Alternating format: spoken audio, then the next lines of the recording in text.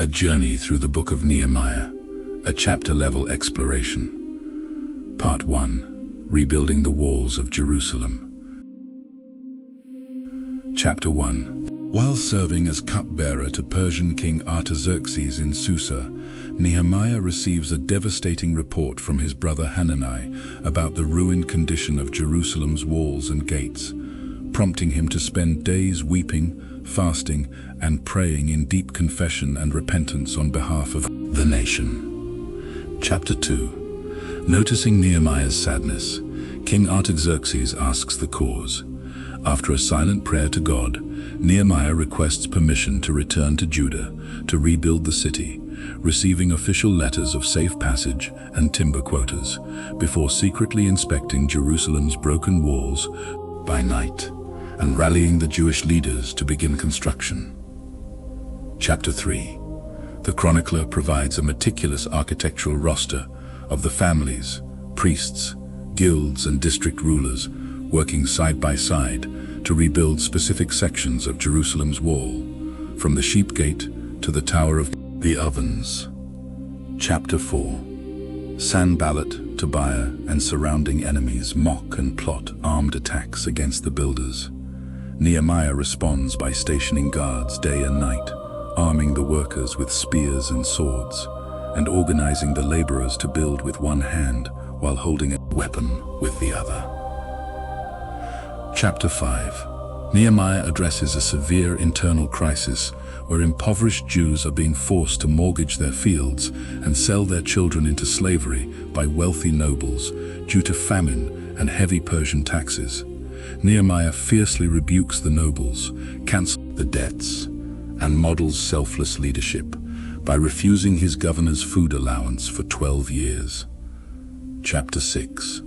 Despite repeated assassination plots, traps, and false intimidation letters sent by Sanballat and Geshem, Nehemiah remains steadfast, and the massive wall project is miraculously completed in just 52 days, striking fear and awe into surrounding hostile nations. Chapter 7. With the walls secured and gatekeepers appointed, Nehemiah discovers and records the genealogical registry of the original returnees, compiled by Zerubbabel, listing families, temple servants, and the massive financial contributions given for the work. Part 2. Spiritual Revival and Covenant Renewal. Chapters 8 to 10. Chapter 8. The entire community gathers in the public square before the Watergate, where Ezra the scribe reads the book of the law of Moses aloud from dawn until midday. The Levites help the people understand the text, and as the crowd weeps over their long-standing disobedience, Nehemiah and Ezra urge them to celebrate with great joy, because the joy of the Lord is their strength. Chapter 9. On the 24th day of the month, the people assemble for a solemn day of national fasting, sackcloth, and public confession, while the Levites lead a sweeping retrospective prayer, recounting God's faithfulness from creation and Abraham through the Exodus, the wilderness, and the repeated rebellions that led to their current captivity. Chapter 10. In response to the reading and confession, the leaders, priests, Levites, and people seal a formal binding covenant and written oath, swearing to walk in God's law, avoid intermarriage with surrounding nations, observe the Sabbath strictly, and financially support the temple services through tithes and first fruits. Part 3. Resettlement, dedication, and final reforms.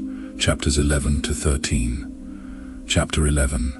To secure Jerusalem, leaders dwell in the city while the rest of the population casts lots to have 1/10 of the overall population relocate from the countryside to live safely inside the newly fortified capital, alongside lists of returning priests and Levites. Chapter 12. The text records genealogical lists of the priests and Levites from the days of Zerubbabel, followed by a joyous, massive dedication ceremony of Jerusalem's wall, featuring 2 large choir processions marching in opposite directions around the ramparts, offering loud sacrifices of thanksgiving that could be heard from afar. Chapter 13.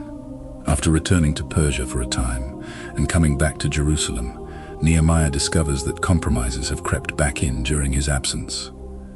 Eliashib the priest has unlawfully given Tobiah the Ammonite a large storeroom in the temple courts. The Levites have abandoned their posts because tithes stopped flowing. Merchants are trading on the Sabbath, and intermarriage with pagan nations has resumed. Nehemiah takes swift, aggressive action, throwing out Tobiah's furniture, restoring temple funding, locking the city gates against merchants on the Sabbath, and fiercely rebuking unlawful marriages to purify the community. Epilogue. The Book of Nehemiah picks up the historical narrative shortly after Ezra's reforms, focusing on the rebuilding of the broken walls of Jerusalem, the sweeping social and economic reforms implemented by Governor Nehemiah in the face of intense external and internal threats, and the ultimate spiritual revival centered around the public reading of the Law of Moses.